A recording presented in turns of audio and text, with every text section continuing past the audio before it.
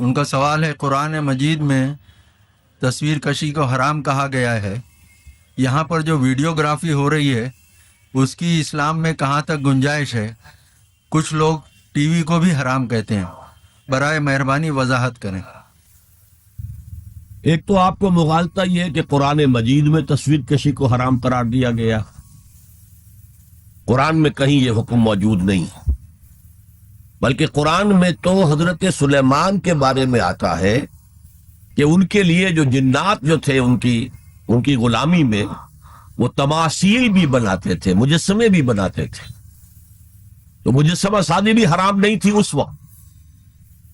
اصل میں یہ حدیث نبوی ہے صلی اللہ علیہ وسلم کہ تصویر بنانا اور مجسمہ بنانا جاندار چیز کا وہ حرام ہے۔ اس وقت تک کیمرہ ایجاد نہیں ہوا تھا، بلکہ ہاتھ سے تصویر بنتی تھی، جاندار کی تصویر بن رہی ہے تو ہاتھ سے، مجسمہ بن رہا ہے تو ہاتھ سے، تو اس کے تو حرمت پر پوری امت متفق ہے۔ لیکن جب کیمرہ ایجاد ہو گیا تو ایک نئی چیز آ گئی نا، اس میں اختلاف ہو گیا۔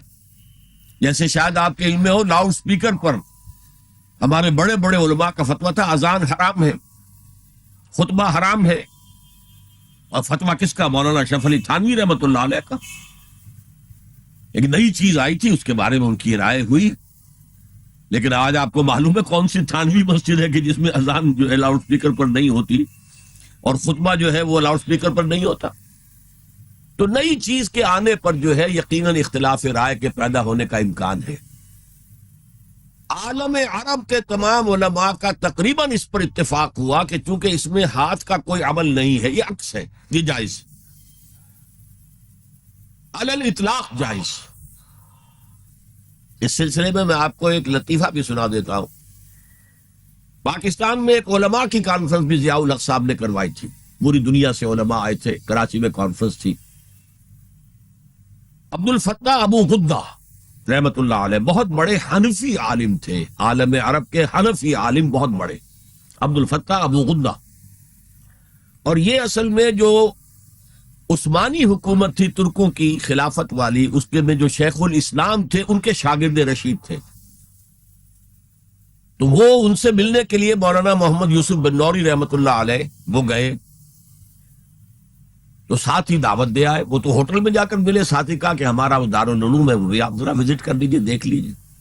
وقت مقرر ہو گیا۔